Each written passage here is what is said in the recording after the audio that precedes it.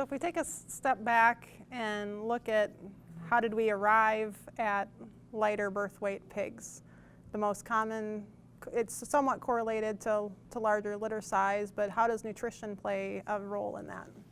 Well, that's what we've been kind of working on. There's been a laundry list of things that nutritionally have been tried to try to mitigate the problem, fix it, higher energy and protein intakes, specific amino acids, yeast products, trace minerals, a variety of things, and it's kind of a hit and miss thing. There's not been a magic bullet. So a lot of the discussion and focus has been around a subject called fetal imprinting, the way to basically you're feeding the sow in a way that feeds the piglet in utero to set that pig up for lifetime performance. And we've just finished a study looking at zinc nutrition of sows and found some pretty exciting results in that we could decrease whole herd pre-wean mortality by about 3 percentage points just by feeding very high zinc levels in the last, from day 75 of gestation on. There was reports in the literature. We were able to replicate those results. Now we're scratching our head and saying, oh, why did that happen?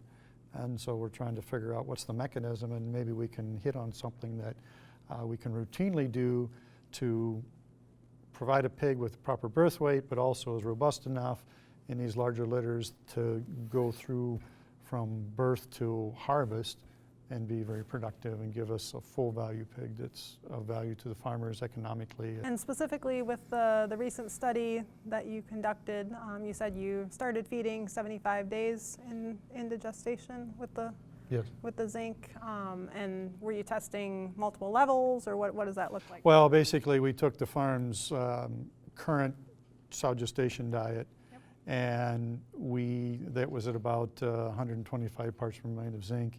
We added extra zinc to get to 365 parts per million, and then a third level that was actually almost 600 parts per million zinc, fed it for that short period, and found this improvement in pre-wean survival. And then we followed a portion of those pigs clear to harvest and found that there was no difference in post-weaning mortality. Lean gain, growth rates and all that were the same across treatments and pretty much across birth weights groups as well. So we're kind of excited about what that means. There's a couple studies now that show similar results now that we got ours. And the early study, nobody had replicated it. We were able to replicate it. So now we're kind of trying to delve into it and say, well, why did that happen? And we actually have some colleagues in human nutrition that are very interested in it, as well as the sow being a model for human pregnancies and trace mineral nutrition in human pregnancies. So what would be a couple of key takeaways you would have for pork producers based on your recent research findings? The way we did it was not very practical, and we know that. So right away farmers saying, well, you did it from day 75 gestation until farrowing. Can I just feed high zinc the whole way through? Well, we don't know. We haven't studied that. We don't know if timing is really important.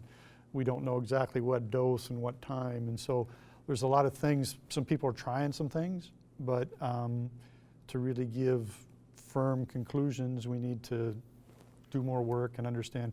We use zinc sulfate.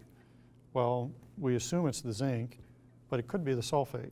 So now we need to do a study where we have zinc oxide and zinc sulfate and kind of parse that out. And so a lot of work yet to be done.